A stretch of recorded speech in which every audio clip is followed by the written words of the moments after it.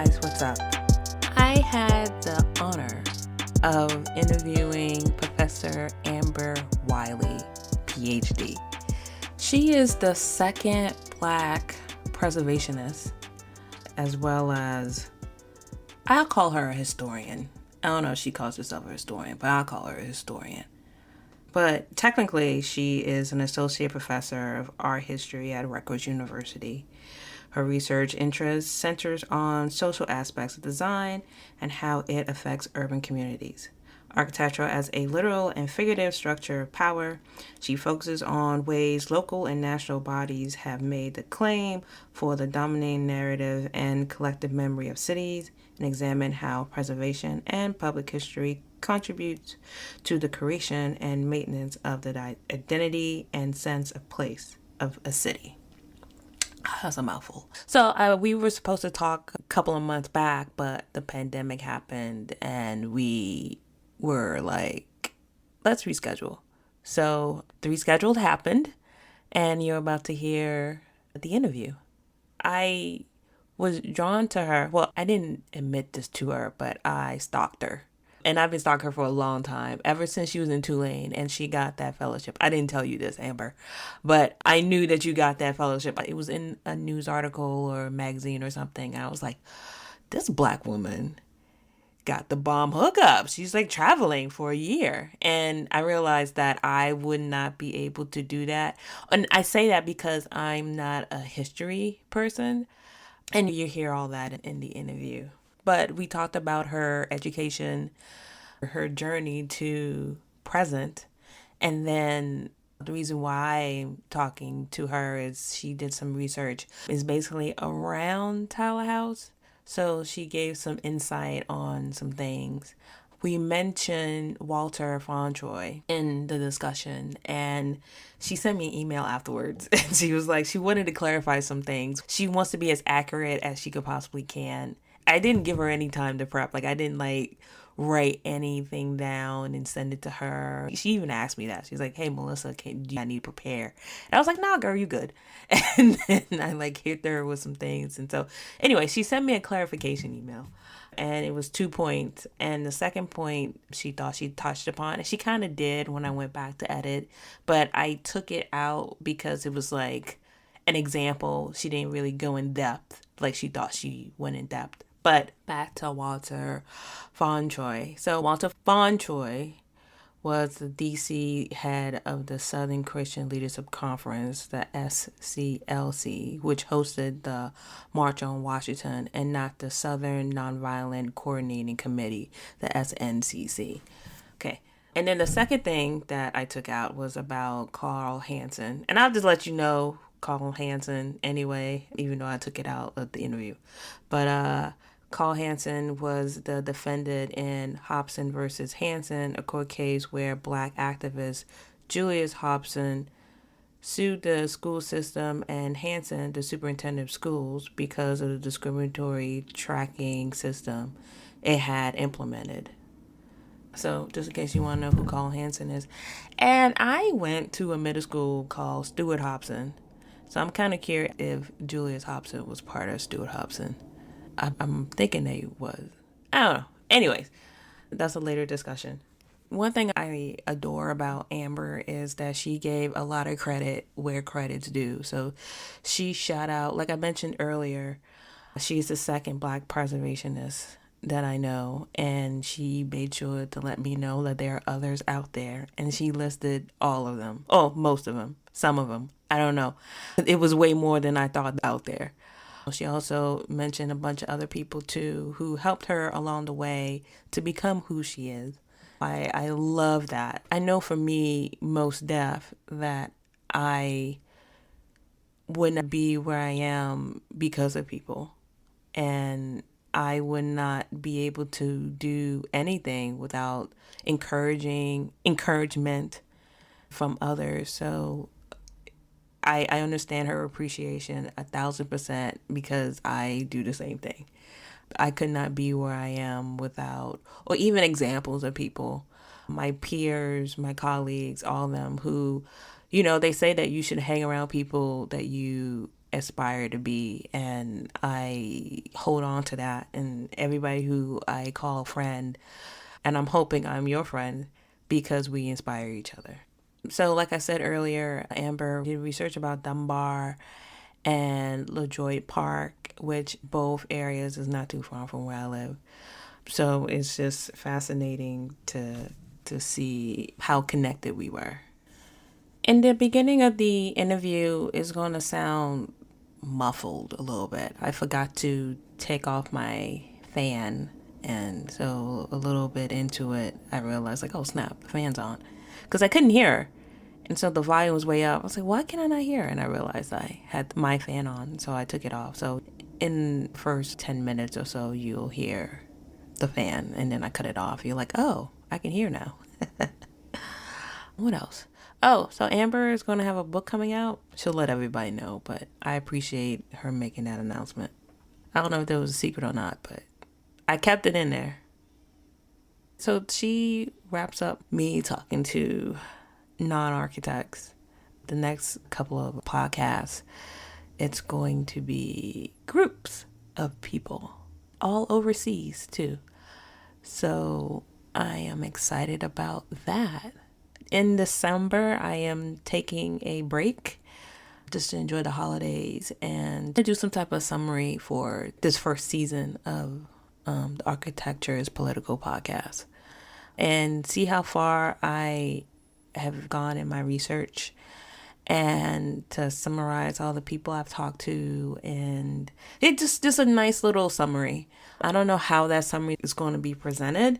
I do want a visual summary for sure, not just audio. Stay tuned for that. So, okay, I talked too much. Hope you enjoy.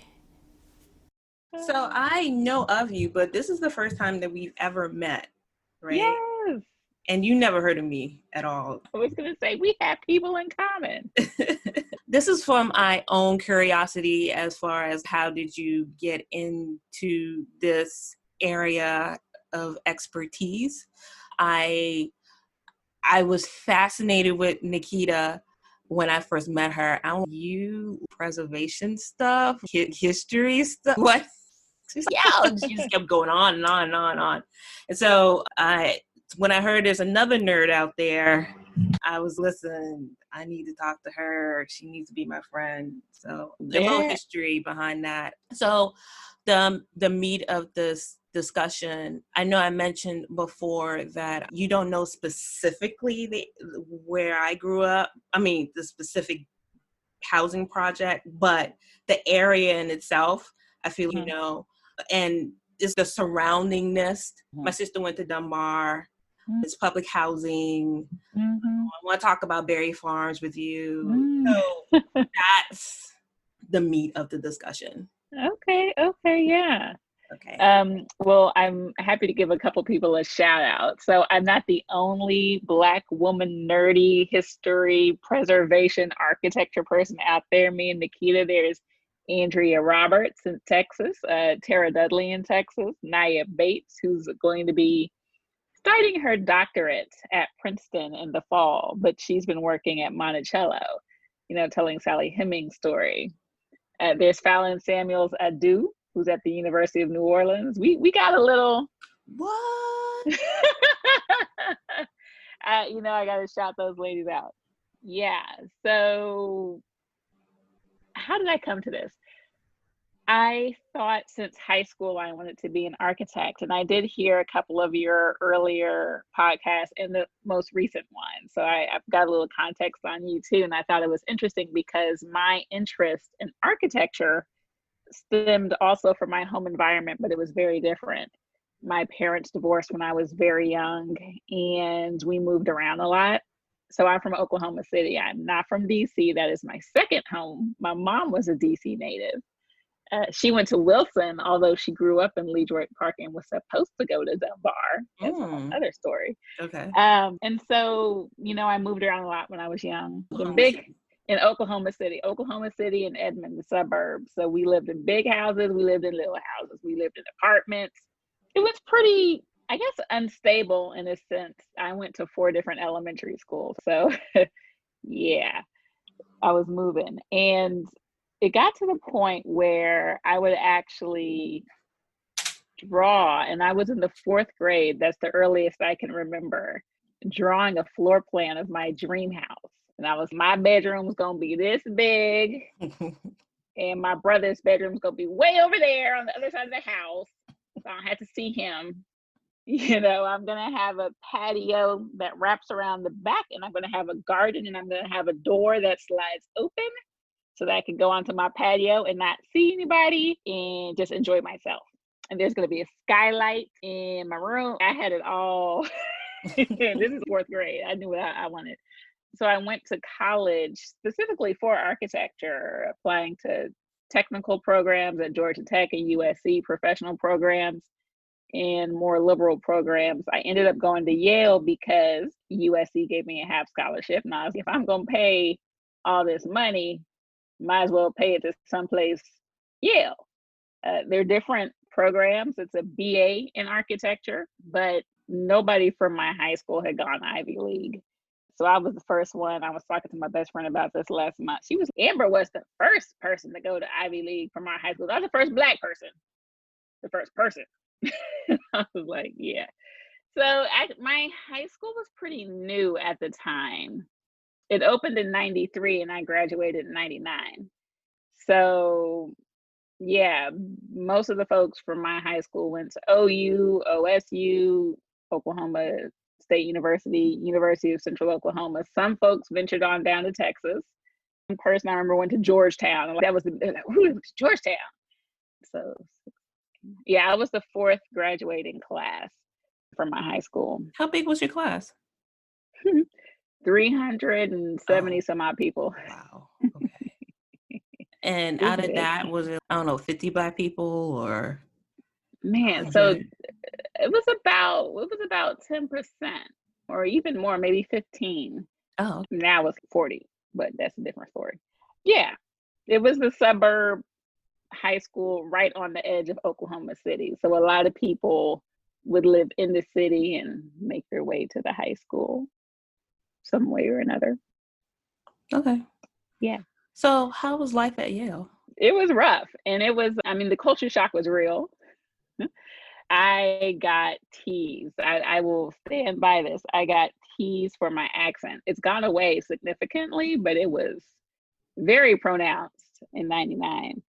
And so everybody, they just called me Oklahoma. My name is Amber. Okay. So Black folks and white folks were, wow, look at this different kind of person. I found my people from Texas and Mississippi. I said, you're country. Let's be friends.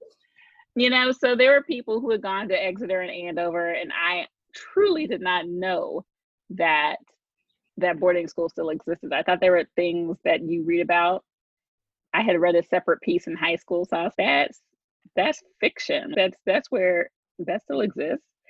I didn't know. I remember when someone said something about going to the Hamptons for a vacation. I was, what's that? There were so many social cues that I was not up on. And even my New York City folks who were in ABC or Prep for Prep, I was, what is that? Mm-hmm. I just applied. What are you talking about? There's a whole program. So it was a lot. And I couldn't wait to get home for Thanksgiving and for Christmas. Get me out of here. The architecture program is actually where I decided to go into history. So I knew I didn't want to be in studio all day. This is the pits. This is not the life for me. And Yale had 3 tracks for the architecture major: design, urban studies or urban planning, and history theory criticism. They still actually do. I was looking at their curriculum just last month. They haven't changed a thing. Oh, anyways. So I was the person in the history and theory of architecture class, the survey we all had to take, who was thoroughly entranced. Everybody else was asleep. And this is back in the days of slide projectors. So it was pitch black. And I was like, ooh, pyramids. Ooh, cathedrals. That's so cool. Oh, and you can understand a society based on where they put their value and their money, and you can understand their politics and religion. I was like, oh, this is Fascinating. And so I decided to go into the history theory criticism track. And there were 5 of us, so 25. Everybody else was design or planning. Preservation happened because there was a woman named Catherine Lynn. We had a number of classes we all had to take together. One of the classes that we had, and she was recruiting people for her preservation seminar. It was a grad level seminar. And I was, well, if I'm going to do history, maybe this is a practical arm. And I took the course and I loved it. Catherine Lynn doesn't get a whole lot of credit because she is or was the wife of Vincent Scully. So he's the more famous in the couple. But Tappy Lynn is what she really goes by. But she truly inspired my interest in preservation and actually served as an advisor for my senior essay, which was on LeDriot Park. So I just want to give her a shout out too, because she was my entree into the preservation world. I had the best naps in my architectural history. That's how I was like, I couldn't before. I was like, this is so interesting. What is wrong with y'all? So you didn't feel, oh, look at all this white history I'm learning. Like, you know, you spend the majority of the class in Europe. So yeah, so that definitely, there were gaps. I did take some art history classes, Robert Ferris Thompson, you know, West Africa to the Americas. He talked about architecture and music and sculpture and, you know, religion and dance. And so that kind of filled those gaps for me. And I was talking to somebody the other day. I was the first person who ever taught me about Africa was, for real, was an old white man. But that's how it is sometimes. I was dissatisfied. And I will say, I've said that many times, is there were so many things. But what about? So why are they talking about this, that, and the next thing? They're talking about urban renewal, but we're not hearing what happened to the people. They're talking about this, but we're not hearing about that. So, you know, the other part of trying to figure out what I was going to do with my interest in architectural history was, okay, either go the practical route of preservation or go for that PhD. So I applied to Masters of Science and Masters in Preservation programs and also doctoral programs for grad school. And that's what I ended up doing. I ended up doing a little bit of both, the practical and the academic, because there was a point where I'm gonna come back here and teach the classes the way they should be taught. And that's not any disrespect to some of the people who taught me at Yale, but there was just a wide range of topics that were not being broached, and that's crazy. So was your experience at Yale the same with UVA? I was there for 2 years. So yeah, and that's where I met Nikita and a whole group of wonderful undergraduates, mainly undergraduates. I've said this on record maybe 3 times now for perpetuity, that I was the only incoming Black student in the grad school in 2003. There are about 80 of us spread across 4 different departments then: landscape, planning, design, and history. And I was the only incoming Black grad student that year. There were Black grad students who were there, you know, a year ahead of me, and we might have graduated at the same time, or folks who came in after me and graduated with me, but I was the only one that came in my year by myself. So yeah, I hung out with the undergrads. Plus I was fresh out of undergrad myself. UVA gave me the tools I needed to be a great architectural historian and preservationist. And I took those tools and I left because I didn't want to stay there. Charlottesville was oppressive. You know, I couldn't spend the better part of my 20s there. UVA was super segregated in terms of socialization.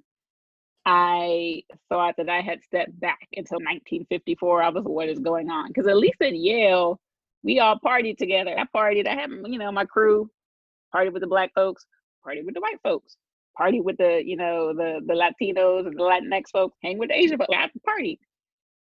UVA was, well, Black folks don't do that, or you don't want to go there, or, you know. And the one time I did venture out into some unknown social, I was like, okay, you're right, I don't want to be here, let me go on back to where I was supposed to be, because this ain't it. I know the undergrads had a different experience, but for grad school, it was not it. I had instructors who were good for my growth. Dell Upton, Dan Bluestone, Craig Barton. I worked with them and I rolled out. So your PhD was at GW. Is that what led you to DC, or? So I had moved to Maryland my sophomore year in college. My mom was originally from DC and she got sick. She had cancer. So she wanted to go back home. So I had to pick up and move in the middle of my undergrad years. So I was actually based in PG County when I graduated from Yale, based in PG County when I went down to Virginia. And I was there trying to decide if I was going to go to Berkeley. It was between Berkeley and GW. I wanted to be marketable in the academic field. Berkeley was a PhD in architecture, and I was like, I don't know what I could do with that exactly. GW was a PhD in American Studies. I knew that I wanted to be able to talk about the people who use buildings and things of that nature, in addition to just the designs themselves. My thesis, so you're going to get all the DC. My thesis was on Meridian Hill, Malcolm X Park at UVA. And I talked about the original design of the park, but then how the neighborhood around it changed and the uses inside the park changed. And they were, this is a sociology paper. This is not architecture. And I was, but it is. It's the people using the park. Can't have the park without the people? And they're like, this is not architectural history. And I was like, what am I supposed to do? And I found out my professors who made the biggest impact on me both had PhDs in American Studies, Dell Upton and Dan Bluestone. And I was, oh, well, if I can get a PhD in American Studies and also teaching the architecture school, then that's what I'll do. And yeah, GW, there was family there. My mom had gone there for med school, actually. So I was following a little tradition. They also had connections with the Smithsonian and the National Park Service. And I was, yeah, I can make a little entree. They had a Center for Public History, and they had Richard Longstreth and John Michael Blatch. And those are two more historians who really were influential for me. So I was, I'm gonna go there. So that's how I ended up. Plus it was just DC, it was family, it was familiar. I kind of already was there. Were you working at the same time when you were doing your PhD? You can't work, right? Wait, I gotta think. It's been a while. So, because you already had your master's when you get in, so you didn't have to do your master's into PhD. So it was a straight dissertation, or was there any supplemental classes you had to take, or how did that whole thing work? Funny that you would ask that. So that's one of my, let's just say this, I believed, or was led to believe, however you would put that, that my credits from UVA would transfer to GW. And they did in the form of a credit. But I was still required to take additional classes, methods classes, social history classes, some things that I wasn't very interested in, to quote, round me out. So I ended up taking way more classes at GW than I had imagined. Yeah, so maybe it was a year and a half of coursework, maybe even 2 years. I can't remember at this point. That's how they get you. That's how they get you. Yeah, I was not happy. I was not happy. I was like, this is not what you said. Mm-hmm. But yeah, so it ended up taking me 6 years for completion anyways, even though I already had a master's. And I even graduated in the same time frame as some folks who came in without a master's. That's in the past now. I was a graduate teaching assistant, so that technically was my job. At a certain point, I didn't have a TA-ship and I did take an outside job. It was a job that people in the program had done for years and years and years. It was one of those Washington semester programs. All these different schools have the Washington semester. And it was an art and architecture of the nation's capital class that I was teaching, and I taught it for a year. I was found out, I don't remember how. I was told I had to quit the job or, lose my funding. Oh. And I was like, I can't, because I already told them I was going to, finish out so I finished out the semester. I taught 2 semesters of that. But when I say that class had been handed down, there were so many people in my program who had taught in that class. I just was the one who got found out with the administrator who was a stickler. But it was helpful. I needed the money. I did. I had full tuition remission, and I had a $22,000 stipend. So I didn't have to pay for any of my credits, and I got $22,000 a year. But I had moved out of my cousin's house in PG County, in Landover actually, and I had moved into the city. So found a roommate on Craigslist. Yep. Gone. Gone. Got with the quickness. I was like, I need money. I'm sorry. So I was taking out mad loans. I got an extra job too.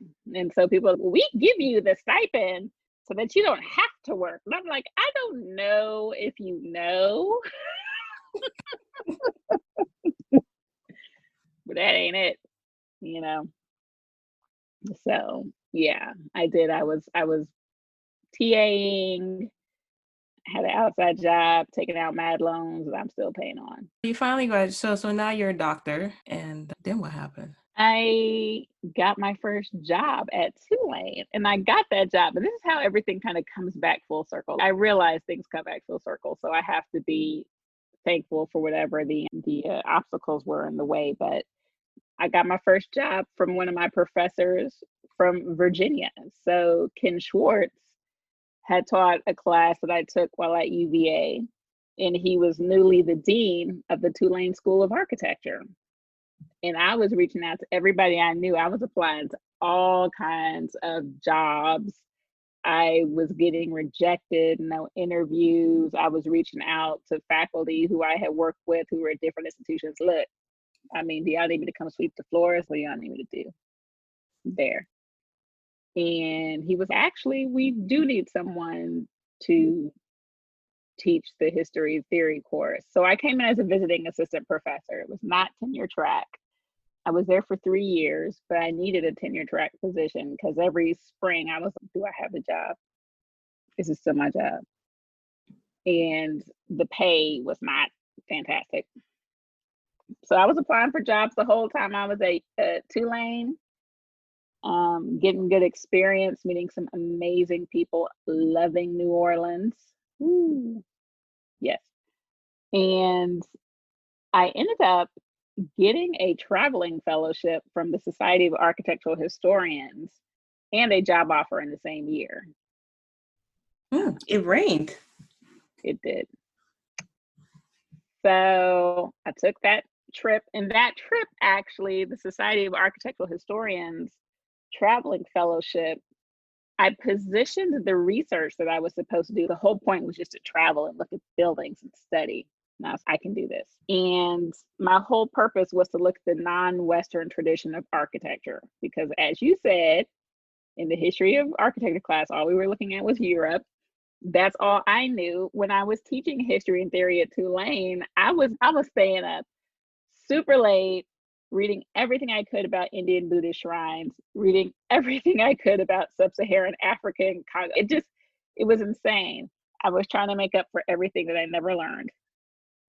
And that fellowship gave me the opportunity to do it in real life, because as you know, yeah, you can read everything that you can on a place, and you can look at all the pictures, but you will never fully understand it until you get there and feel it in 3D.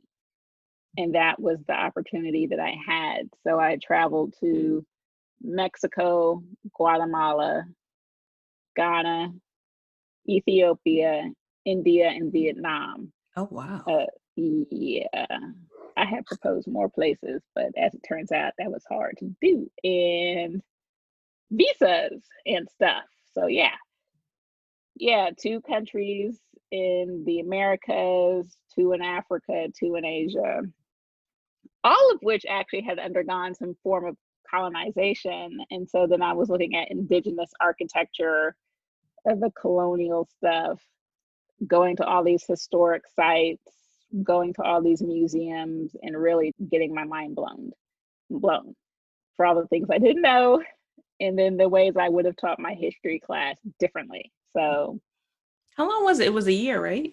it was a year. It was a full year. So how long? So it was a month, 2 months in a. That's basically what for the most part, that's what I ended up doing. Yeah, 2 months in Mexico, 2 months in Guatemala. And I actually stayed pretty stable in places. I spent a month in Mexico City, which is a lot because it's 22 million people there. And I was like, okay, I'm ready to go now. Get out of here. Cause like, it's a lot, you know, a month in Antigua, Guatemala, which I could have actually stayed there forever. How'd you deal with the languages? So I do speak Spanish. It was rusty. It got less rusty as time went on, but 4 months in, Spanish speaking country, and I could get around. A lot of people do speak English.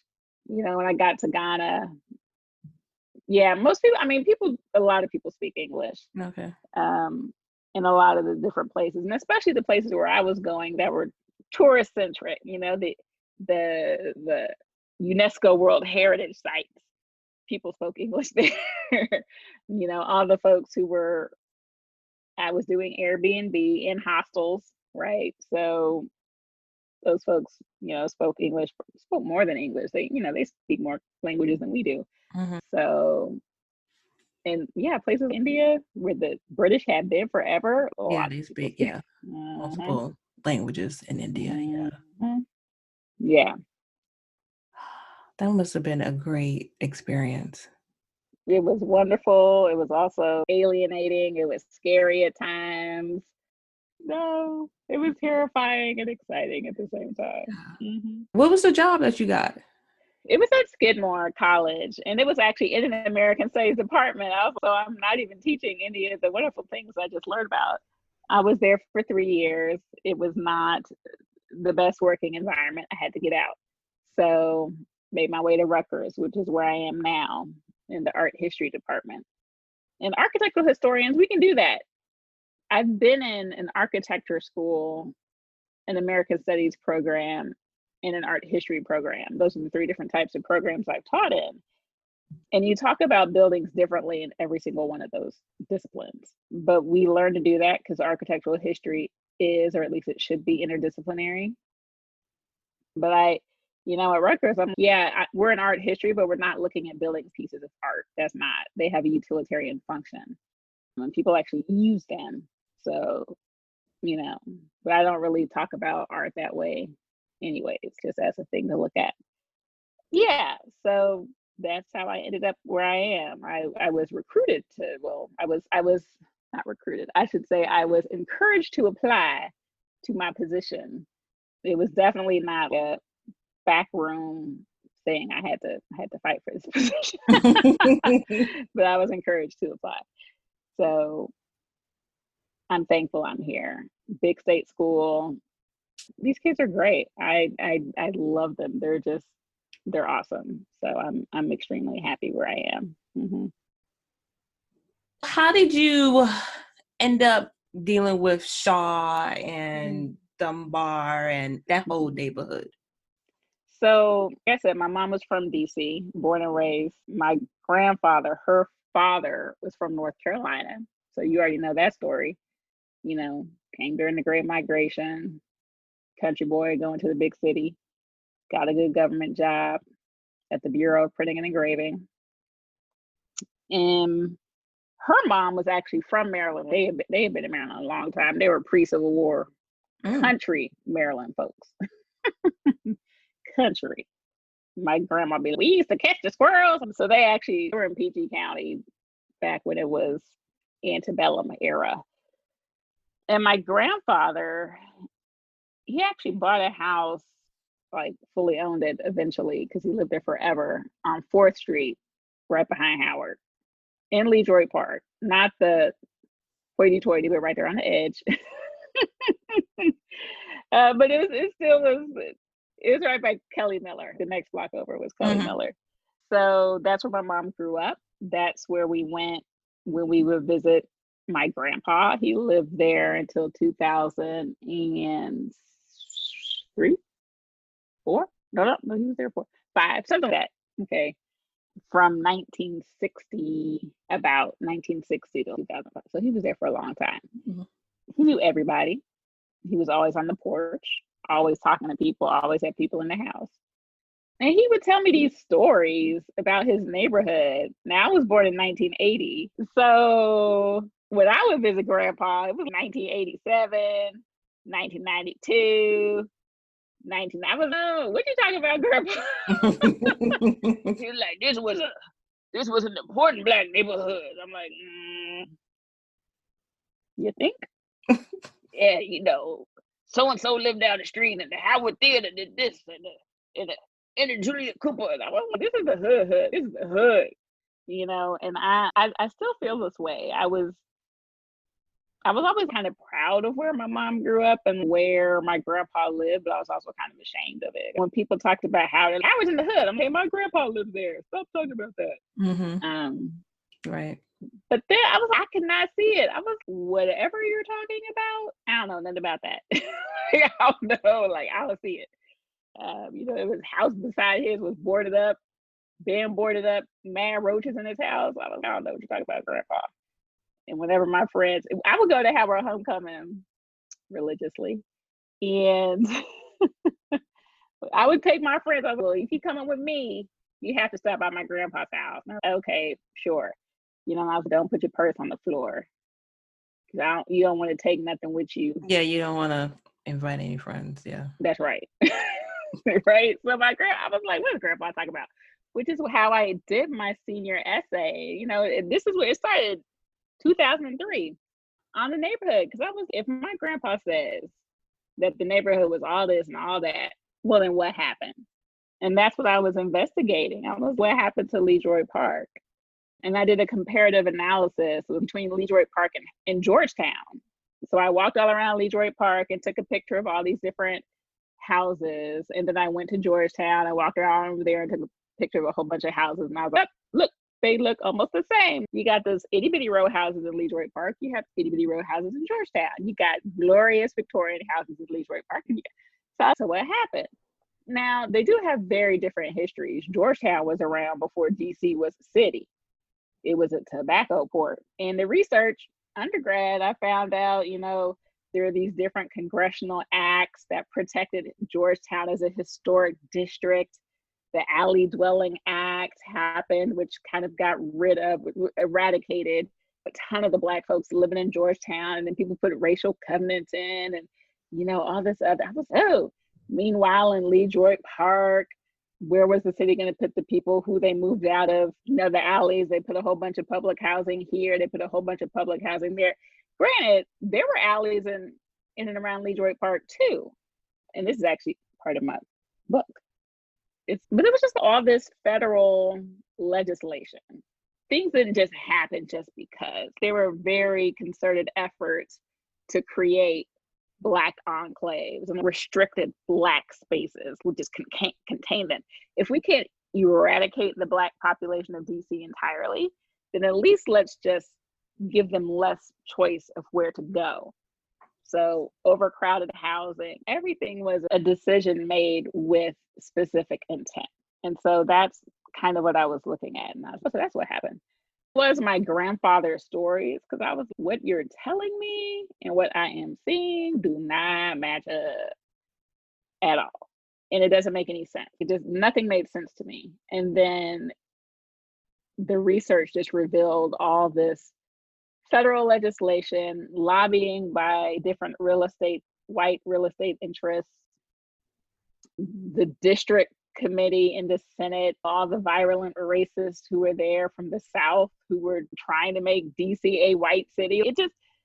So all of that stuff. So that's where it came from. I credited my grandfather in his storytelling. From an architectural standpoint, the buildings are the same. So what's different? You can find buildings that match. It's not the buildings. What happened? Mm-hmm. I want to talk about churches as a form of development. And what's that guy's name? Walter Fauntroy. Yeah. How did that come about? I found out that Northwest One was a whole bunch of churches that got together and became developers. And I know now people are talking about it. It's a new thing, but it's not a new thing at all. Mm-hmm. Can you shed light on Fauntroy? Yeah. So he is a fascinating figure. And I will say this happened in DC. It also happened in Harlem. Abyssinian Church in Harlem bought up real estate and created housing for its constituents. They did this because they didn't want to lose the folks who were going to the church. That's part of the problem. You can't lose all your constituents. And they understood what federal legislation was doing to neighborhoods. If you kick out the people, the churches are sure to follow, the schools are sure to follow. Who's going to go to the church? Who's going to go to the school, right? Mm-hmm. So they're literally shuttering institutions as they displace people. In the research that I've done, I saw as early as the 1920s, people in Black neighborhoods testifying before Congress saying, don't put roads through our homes. We've been here around Fort Reno, Fort Stanton. We've been here. Don't do this to us. And they did it anyways. Obviously, you know what happens in the 40s and 50s, large scale urban renewal. And the whole time, Black folks are saying, don't do this to us. I mean, that's one of the good things about doing research on DC is that there's the congressional record and it's there. And I'm like, oh no, we've been protesting. By the time the 60s come along, you know, we had the March on Washington in 63, and Walter Fauntroy was one of the DC coordinators for SNCC, the Student Nonviolent Coordinating Committee. It was a civil rights activist group. And it was actually one of the more, even though they say Student Nonviolent Coordinating Committee, they were one of the more radical groups, very active in the South. And, you know, this is when Martin Luther King was, well, I'm coming. And Fauntroy was one of the many people who helped coordinate the March on Washington. He was in charge of the DC branch. So he, you know, need people to go here, need to go do this, we need to do that, need to get this permit, need to do that, whatever. He was a local man for that. He found out about some more legislation that was getting passed by Lyndon B. Johnson called the Model Cities program. And the Model Cities, a part of it said specifically that the government needed to work with community groups. And so he was, okay, who are the community groups in my neighborhood? And what are our major concerns? Housing and public schools. So he got together people from any number of different organizations, the Black civic associations, the different churches in the neighborhood, because they wanted to make sure that the people who lived there would continue to live there when this model cities urban renewal planning came to be. And they wanted to make sure that they were the ones determining what was going to happen or how the program should pan out. So yeah, he created a coalition of organizations, and the Model Inner City Community Corporation, now I'm forgetting what MICO stands for, I should know, was an umbrella organization, and he was the head of it. And the thing that he had trouble with was convincing his constituents and the people in the neighborhood that urban renewal was going to work for them, which makes sense because for the past 40 years, they were, no, this is not going to work for us. But he was pressing Congress to make Shaw, what he called the Shaw Urban Renewal Area, one of those demonstration projects. All the while, he was also trying to convince the people of Shaw that this was a good idea. And one of the best things I found, and a couple of people have mentioned this in other, you know, book chapters and articles, is that Fauntroy had star power. He was the reverend at the New Bethel Baptist Church. So I should mention that too. But he had star power because he helped organize the March on Washington. So who was he going to bring in on his behalf to convince the people of Shaw that urban renewal was good for them? His good friend, Martin Luther King Jr., which he did. He brought in Dr. King to speak to a crowd of 3,000 people in Shaw. They did this parade around Shaw that started at Dunbar, went around the neighborhood, ended up at Cardozo, where King was, y'all need to prepare to participate in urban renewal.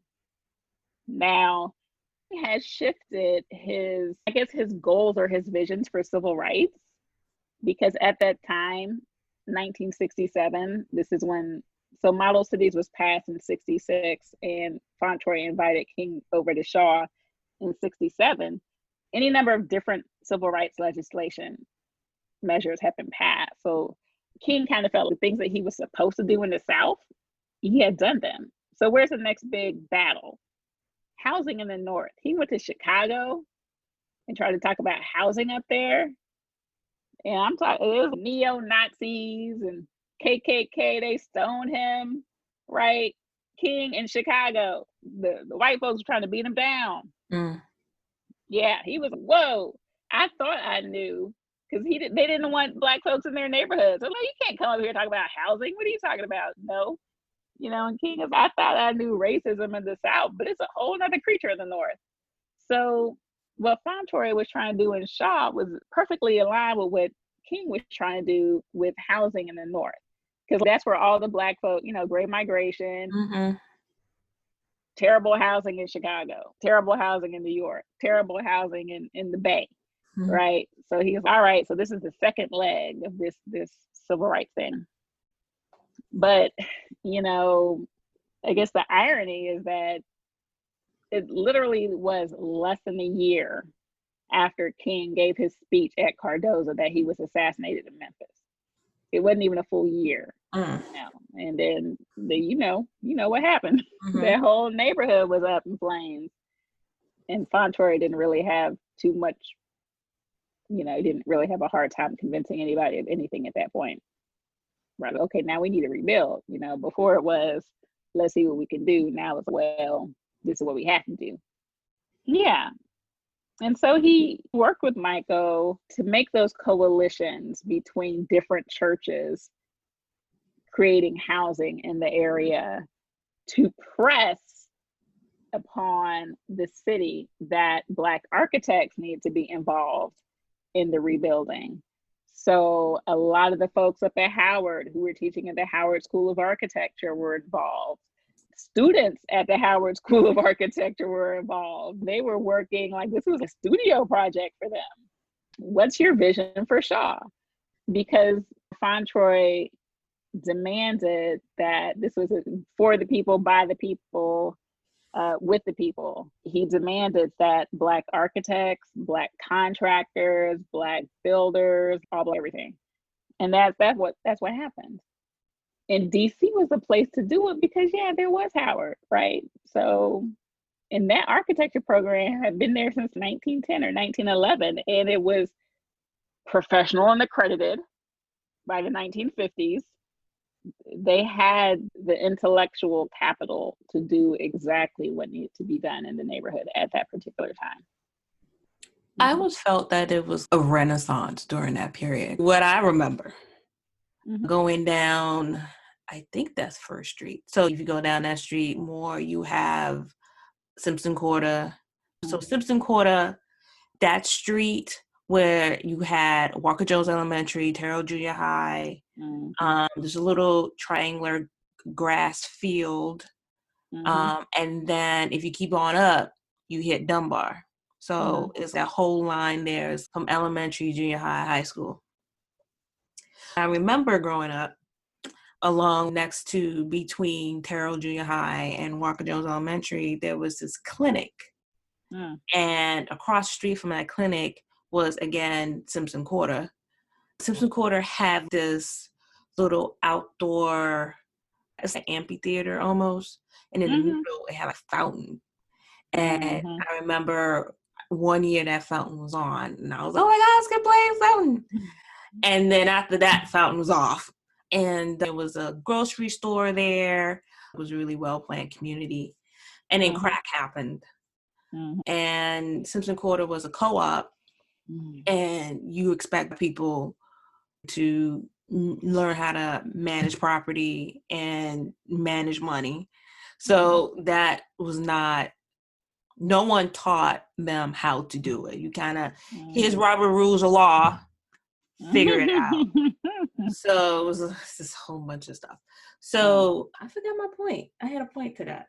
You were Renaissance, you said, carefully planned. No, yeah, it was all carefully planned. And I'm sure you've come across similar public housing that was well thought of.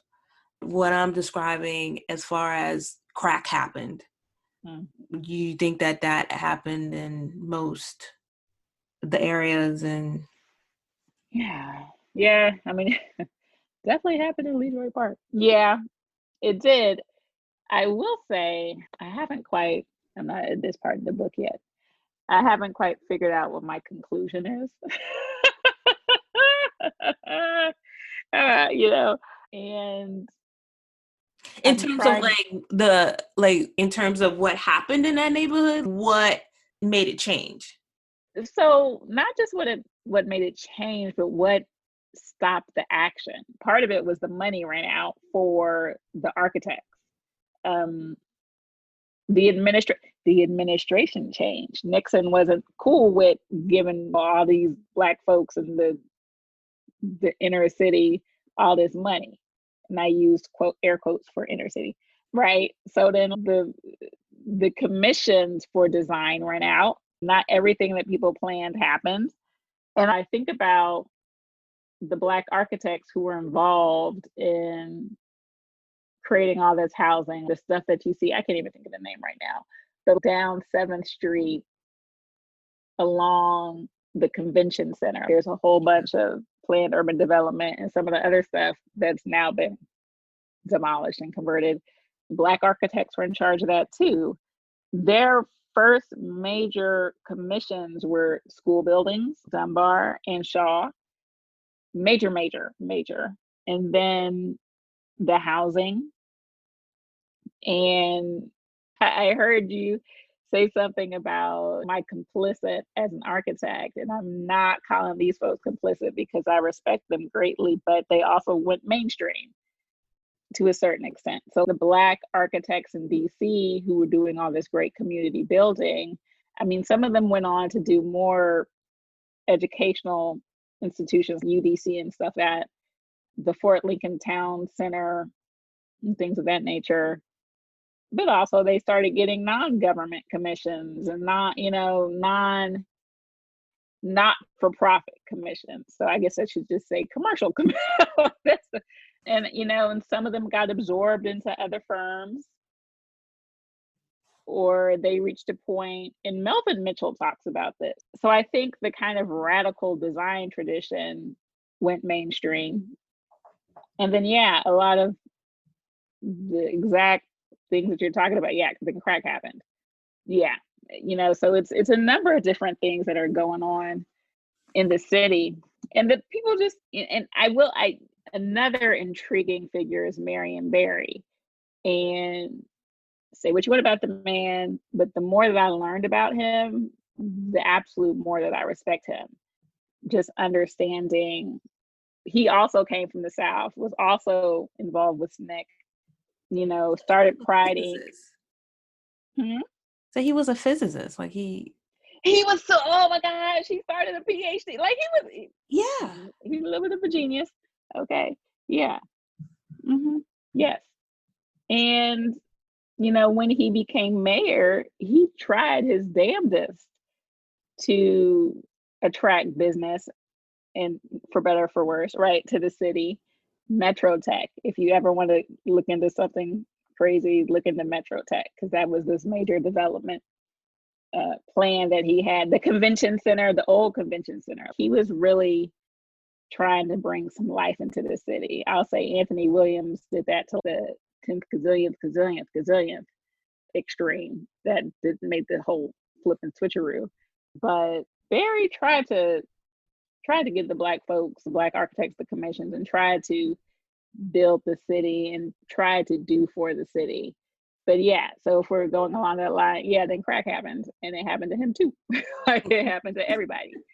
I had done my high school internship at Devereux and Purnell. And when Paul Devereux passed away, they had his eulogy at, which is now is an Apple store, but it used to be right across from the convention center. So they had it there. When I went there, Marion Barry came and he spoke. And at that moment, I was like, this is why he's mayor for life.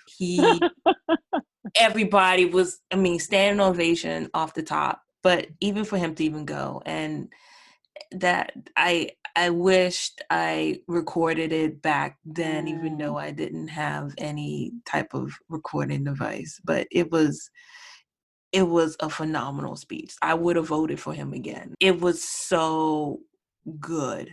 You're not the only one that has mentioned how Barry, how influential he was for Black architects and how he continued on that tradition of giving them work or having it so that if any new projects happen, you have to hire a Black architect or, Black somebody. Yep. And now it's what the hell happened? What did Anthony Williams do besides giving us baseball at an excellent deal to the owner? So when I look at the new Dunbar, and like I said, my research started in LeDriot Park because my grandpa was a storyteller. That man could talk. And I got some of his gift of gab, for better or for worse. The Dunbar piece came in when I was at GW, and I was taking this seminar on DC, and they were, you have to research a DC thing. I'm going, and I was like, as many times I had went to my grandpa's house, and for a long time, that was the only place I even knew how to get to in DC. I had never been to Dunbar. My aunt, my mom's older sister, had gone to Dunbar. I said, my mom went to Wilson. So I drive over to Dunbar in 2006, and I must not have the right address. Because this isn't it. I was like, this ain't it. I did not. I was completely shocked. Again, the more research I did, I understand what the architects were trying to do. And they were Black architects. It was Bryant and Bryant, Howard faculty who had designed the building. Now, when the book comes out, you'll find out all about it. But they were the lead. It was their commission. There was nobody else on it but them, period. And when that Dunbar, the 1977 Dunbar, was constructed, it was the most expensive school in the DC metropolitan area, not just DC, but that includes the Maryland and Virginia suburbs. That school cost, I can't even remember, maybe it was 13, I don't know, some number of millions of dollars. And it was the most expensive school built in the whole metropolitan area. That crazy looking building that you know what I'm talking about. The Dunbar that was just redesigned in 2013 was a collabo, right? It's 9:04 now. I'm gonna blame it on the time. It's I know who the architects were. It was Moody. Yes. And Perkins. I don't know, Eastman or Will. I can't remember. Yeah. Yes. But then I think didn't Perkins and Will swallow up? No, that's not right. No. Isn't Moody Nolan part of Perkins and Will now? No. No, they're not. Okay. I'll tell you, it was Perkins. Now I just Googled it. Perkins, Eastman, and Moody Nolan. Yeah. Right, there you Eastman. go. Okay. Yeah, there was a time, 70s, 80s, right up into the 90s, where Black architecture firms were enough. It was enough for them to be the lead on the commission. And somehow, maybe it's because of the growth factor of the firm. Maybe the firms didn't grow large enough, I don't know, to handle such commissions to the point where they have to partner. But I don't know that I'm fully convinced about that. So, like I told you, that's the conclusion, and I'm not there yet. But it's interesting how that happens. I also feel some kind of way about it. Yeah. At this point, we see Black firms partnering up with white firms to get major commissions. And I guess the question is why? Maybe it is a issue of capacity. I don't know. Tokenization of Black architecture firms is real and Black architects. So it would not surprise me, Sybil or otherwise. So I often thought about what you did with Berry Farms is making Tallahouse historic property, or however that term is. I found out that a female architect designed it, and I figured, oh, hey, since you can get Southwest, parts of Southwest designated, why can't I this public housing designated as that? It went through some major renovations, so it wouldn't be, but I want to hear your journey into getting that done. It was a lingering thought in my mind when I heard what you did. Well, I'll say I played a very small, it was a critical part, but it was a small role. The folks who really led up that fight were the Berry Farm Tenants and Allies Association. Oh, okay. They've been fighting that fight. Detrice Belt and Paulette Matthews, they have been fighting, and they're Berry Farms residents. They have been fighting that fight for a long time, years and years and years, to keep their homes. It was, for them, it was a fight about housing again, and the ability to keep your home, because you don't know where you're going to end up once they literally take your home from you. And they tried a number of different ways to get the city to listen to them and their concerns about displacement and about gentrification. The zoning was crazy dense zoning. They complained about that. The zoning board actually had to go back against the developers' wishes for the super high density zoning. I know that Sarah had mentioned last week about the unit issue. We're going to replace one-to-one units.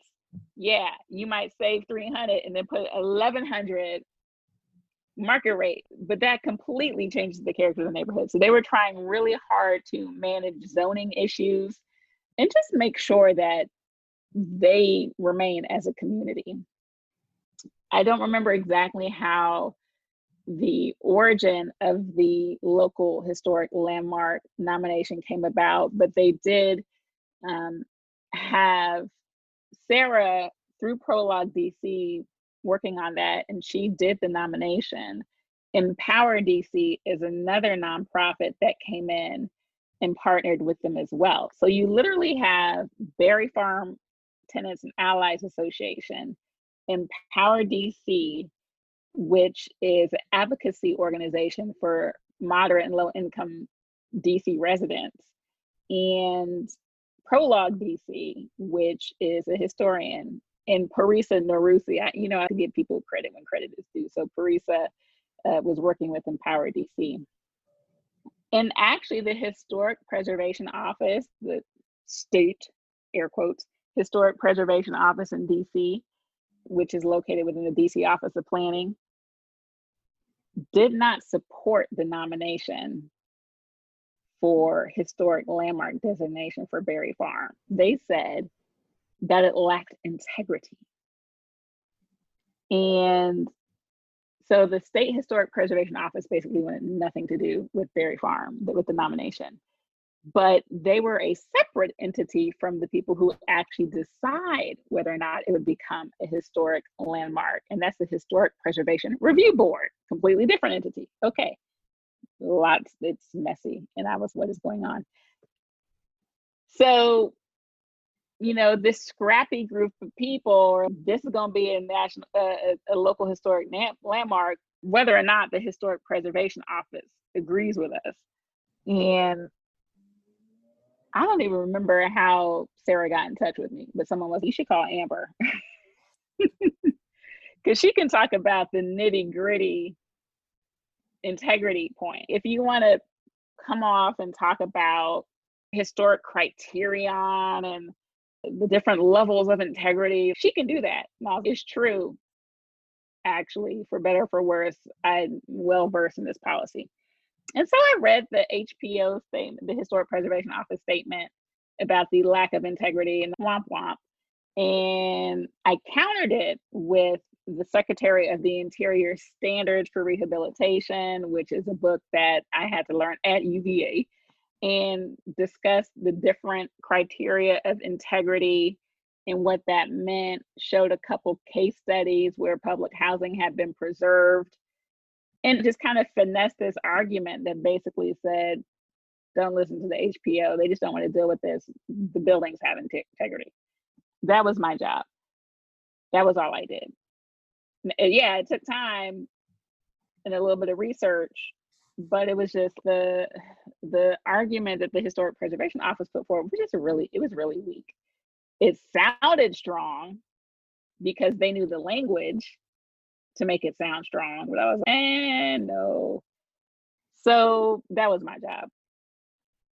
And, the real heavy lifting was done by the folks that I had named. And I was just the preservation person to come in and let me speak some preservation talk to y'all right quick and translate this. And then, I went to Berry Farm. I walked around in DC heat, this demolition site. It was ridiculous. It was absolutely ridiculous. Yeah, because y'all are demolishing the houses. It has no integrity. It's a construction site. What are you talking about? Yeah, it was ridiculous. But it's a bittersweet victory. It really is. Because the folks who live there still aren't there. Mm-hmm. It's gonna take longer to come up with a plan. Now the DCHA and whoever the new communities initiatives should have thought of this ahead of time. They should have been more considerate.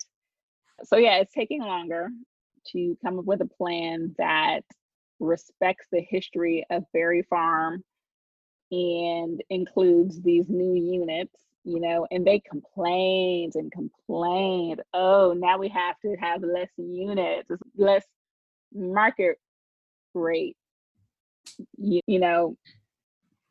So yeah, it's tough. It definitely wasn't. I mean, I'm on the outside, so I say it's bittersweet, and I don't know if Patrice and Paulette feel the same way. Maybe they feel this was a full victory, but you really had to force their hand. And there are plenty of people who gave testimony before the Historic Preservation Review Board, who was going to determine whether or not it would be a local landmark, who were, yeah, you can talk about the derelict condition of the buildings, but that's because DCHA let that happen. That's not the fault of the people themselves. And yeah, you can fix these buildings, so it's complicated. There's still going to be, it's not going to be as high density as it was, but there's going to be change in that neighborhood. And that's just something, change is inevitable, but DC residents and current residents, their rights were infringed upon, as they usually are. And people just they didn't want to see the humanity in other people, right? So the preservation argument was absolutely valid. It was real. The history of Berry Farm public housing is one thing. The history of Berry Farm before that even is a whole nother thing. That's a whole nother indignity. But that, I will say, that was one of the most that was one of the most meaningful things I've ever done in life. Before I let you go, I have two more little things. Two tiny little things. One is, what do you think of architects? What's your opinion on them? Well, I know you're conflicted. Oh. I wanted to be an architect. You might be asking the wrong person. I still think architecture is an amazing field. Oh my gosh. My family thinks I can design stuff. I'm actually not. When you go and build my dream house, I'm gonna have I write your dream book. I think architects have a place in this fight. Okay, so we need y'all. I did tell my students when I was teaching in an architecture school that not all of y'all have to be architects. Don't tell no one I said that. But we need people who have knowledge of the built environment to sit on city council and to be in these other arenas and to influence the policy that impacts the built environment. Because I will say, quite frankly, y'all come in at the end of the decision-making process. Folks think they're building something from the ground up. It's like, oh, this is beautiful. No, all these other people already made decisions before y'all even got to the table. So some of y'all need to be over there where the decision making happens. And some of y'all need to be over here doing the design to make sure that it's equitable and accessible and responds to people's actual needs. Okay. And y'all need to be everywhere, basically. So yeah, some people hate me for this. Not everyone needs to be a registered architect. Yeah, we could definitely get our numbers up. We could definitely get our numbers up in that arena, but some of these folks need to be doing what they can do in other places to help the process along. And that's part of the reason why I'm a teacher, right? A professor, not an architect, that and the fact that I did hate studio. Because at least then I get to say these things to my students. I don't know what they told you over there. But right. So yeah, architecture, almost every other facet of our life, for better or for worse, is part of the capitalist system. So yes, you're participating in the system. But I think the projects that people take on make a difference.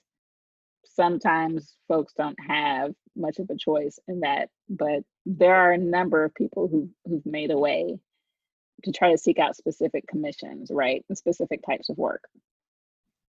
And that's important. So I don't hate architects. I wanted to be y'all. And I was like, I don't. And what happened to my grandpa's neighborhood? What's that about? No, we went all over it. So my last one is I want to get your thoughts on this.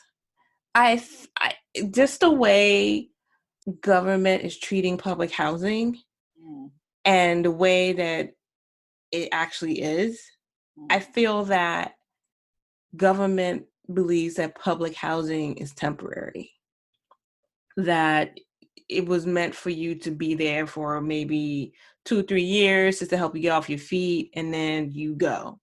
And instead it becomes a generational thing almost.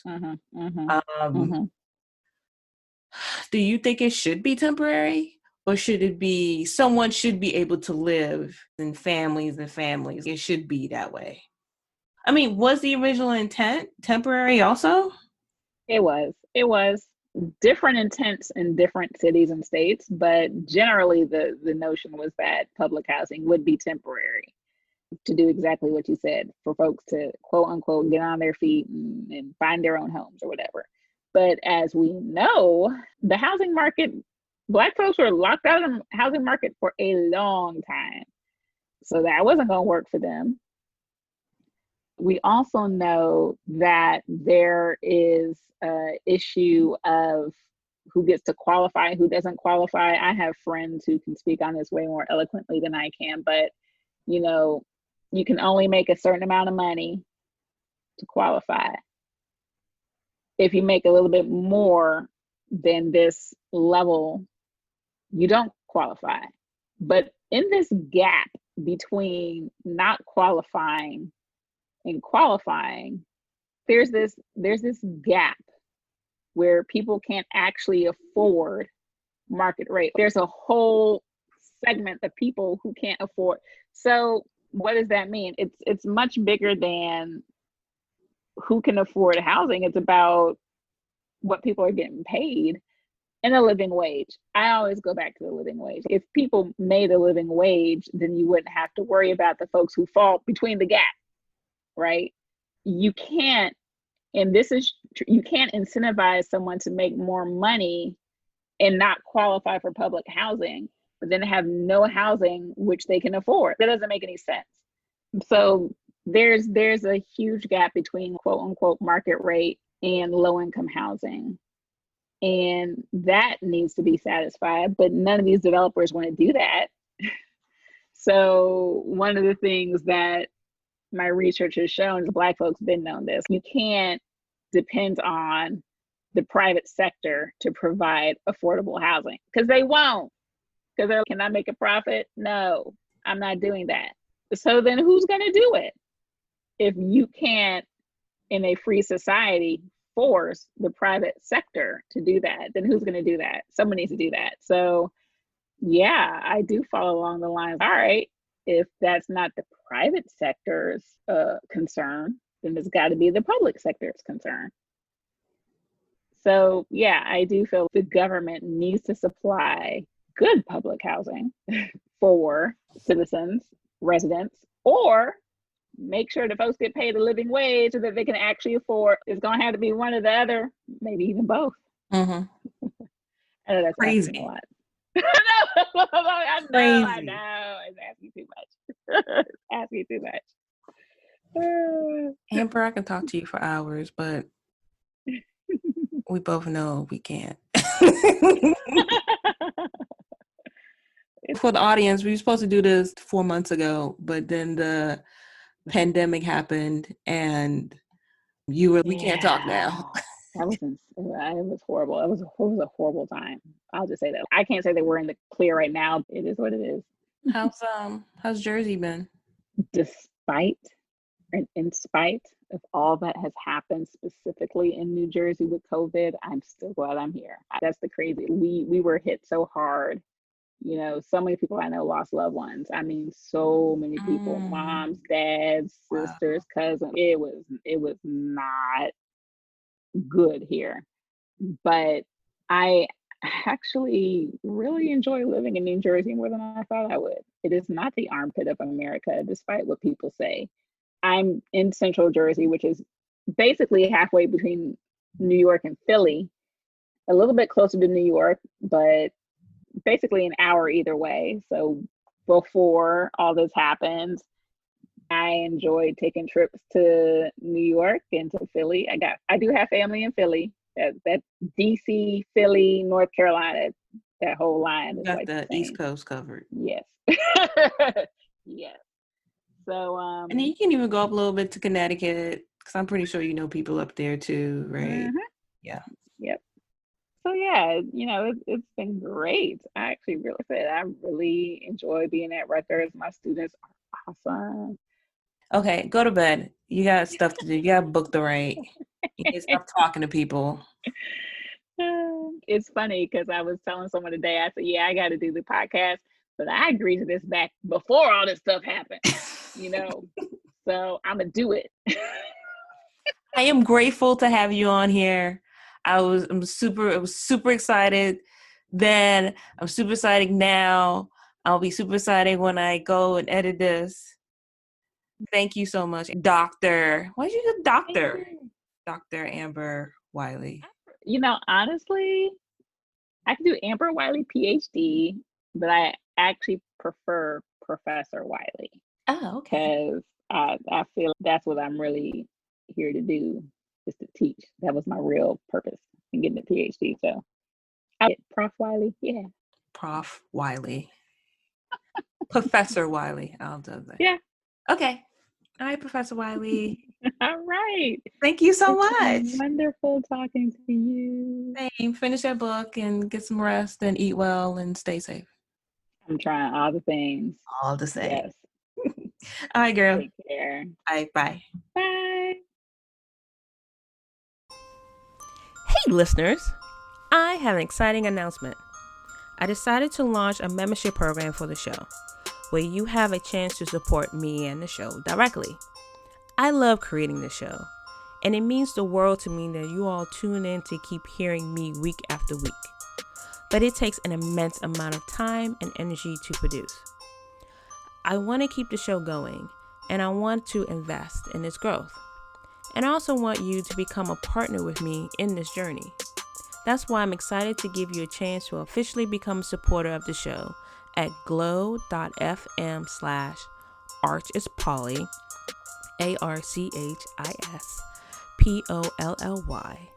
or by clicking the link in the show notes. It's quick and easy.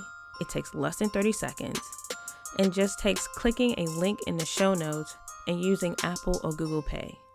You don't have to create any new logins, and you can contribute as much or as little as you like. If this show is part of your day or week and you like what I'm doing, then visit glow.fm/archispolly, all one word, and support me and the show in any way you can today.